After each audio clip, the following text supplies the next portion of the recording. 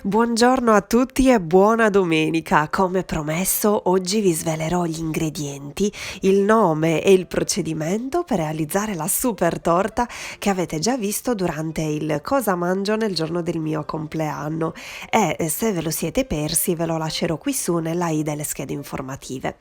Mentre alla fine di questo video e giù in descrizione, come sempre, vi lascerò gli ingredienti. Ma veniamo al dunque.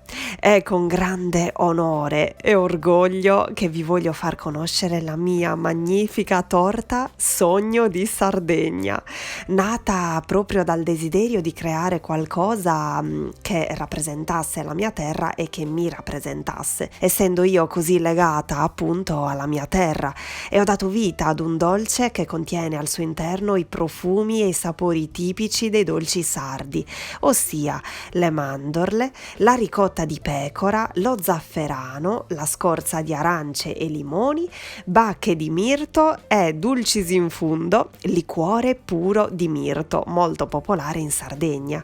Sono troppo felice del risultato finale perché è venuto tutto molto particolare ma allo stesso tempo equilibrato, quindi nessun sapore ha prevalso sull'altro, ma talmente soffice che si scioglie in bocca, talmente buona e speciale che non smetteresti più di mangiarla, talmente bella che la vorresti imbalsamare così intera. Ora vediamo subito come si prepara.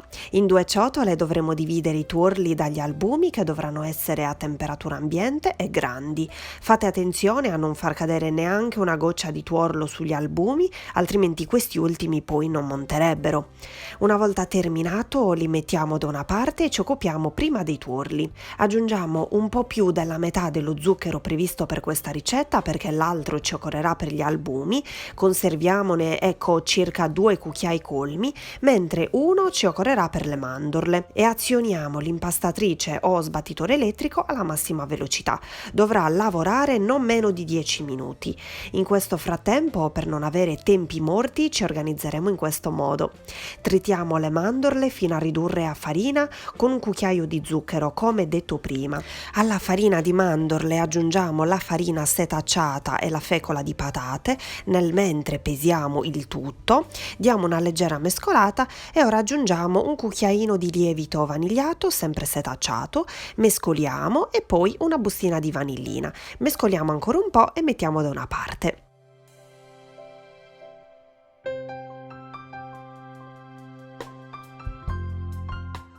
Adesso in una ciotola grattugiamo un'arancia e un limone biologico e li aggiungiamo al composto di tuorli e zucchero nel mentre che lo sbattitore è in funzione.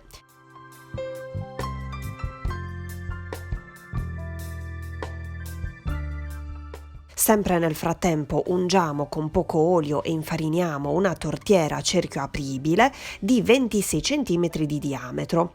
Quando saranno trascorsi 10-12 minuti, ecco qui il nostro composto. Dovrà scrivere, come si suol dire. Aggiungiamo 2 cucchiai di mirto, ma guardate che bel colore, e poi il profumo è un qualcosa di celestiale. Se non lo avete o non vi piace o comunque non è facilmente reperibile nella vostra città, potrete utilizzare un altro tipo di liquore a vostra scelta, quello che più vi piace, insomma. Certo, cambierà ovviamente il sapore.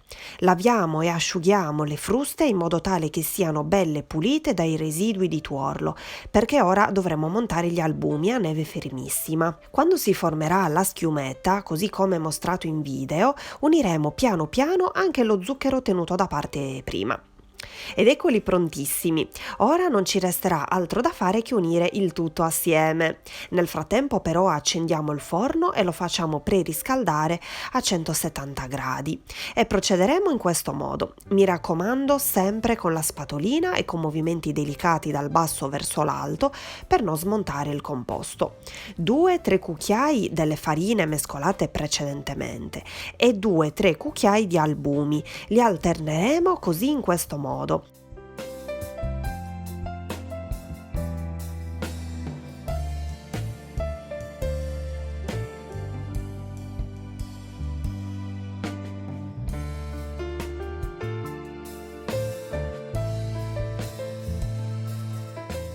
Una volta terminato, guardate che bel composto spumoso è venuto fuori. Mamma mia, meraviglioso.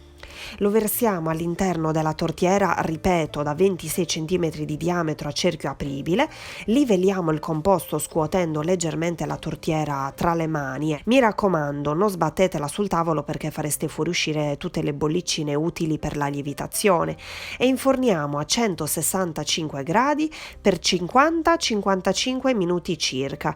Dipende sempre dal vostro tipo di forno. Una volta aver fatto la prova a stecchino e aver verificato quindi la cottura, la lasceremo dentro il forno spento con lo sportellino semi-aperto per altri 7 minuti circa, in modo tale così che non subisca uno sbalzo di temperatura eccessivo e quindi non si afflosci. Trasferiamo il nostro pan di Spagna alle mandorle su una gratella e dopo un'ora lo potremo sformare e adagiare su un vassoio. Ora ci occuperemo della crema alla ricotta e della bagna.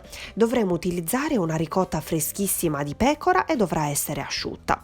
La dovremo mettere per almeno un'ora dentro uno scolapasta. Se non dovesse essere asciutta la vostra, allora la dovrete strizzare dentro un canovaccio di cotone e poi procedere così come vi sto mostrando. Nel frattempo prepariamo anche la bagna. All'interno di un pentolino versiamo l'acqua, lo zucchero, la scorza intera del mezzo limone e della mezza arancia e il mirto. Mescoliamo e portiamo ad ebollizione. Dovrà bollire per circa 4 minuti. Ora procediamo con la crema. All'interno di una ciotola versiamo lo zucchero, dentro una tazzina contenente un goccio di latte tiepido sciogliamo una bustina di zafferano e mescoliamo bene.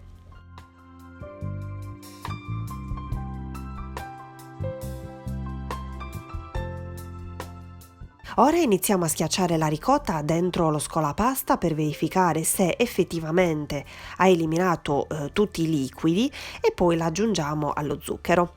Diamo giusto una leggera mescolata, poi uniamo lo zafferano e montiamo con le fruste elettriche per 4 minuti.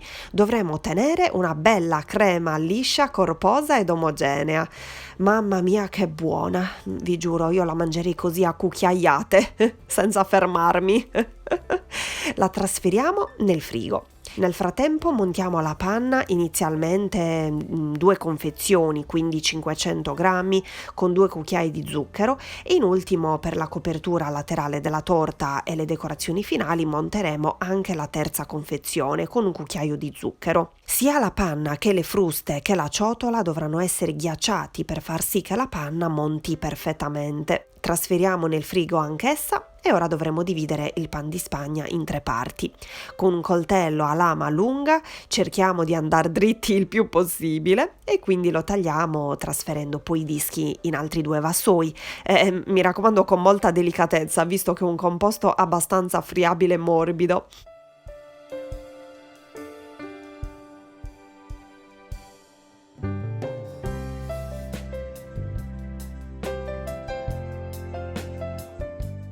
Bagniamo il primo disco, quindi la base, con la bagna preparata precedentemente. Ci prepariamo 2 sac à poche, una con la panna e una con la crema di ricotta e procediamo in questo modo. Tutto attorno i ciuffetti di panna, mentre tutto a giro fino al centro la crema buonissima di ricotta e zafferano.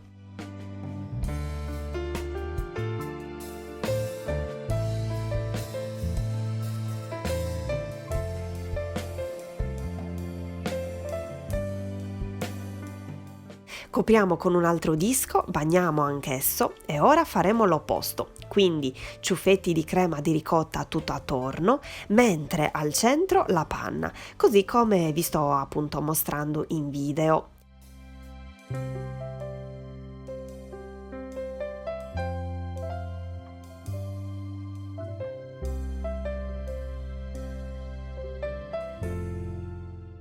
Copriamo con l'ultimo disco, montiamo l'altra confezione di panna e procediamo con la copertura sia sopra che tutto attorno, aiutandoci con una spatolina, sempre così come vi sto mostrando.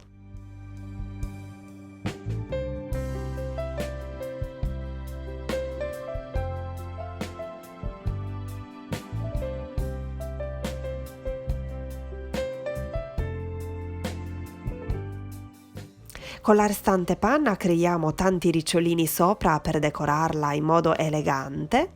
Su quelli più piccoli aggiungiamo delle mandorle intere, mentre su quelli più grandi delle nocciole ricoperte di cioccolato. Nel bordo tutto a giro aggiungiamo le bacche di mirto, tra l'altro profumatissime.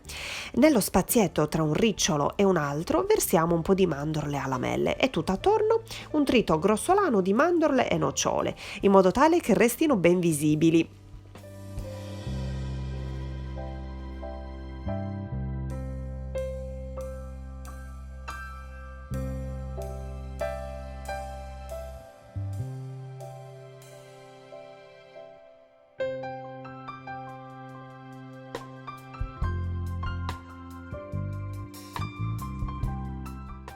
Ora, sempre per completare la decorazione, sui riccioli ho scelto di adagiare delle scorzette di arancia e limone, vedete?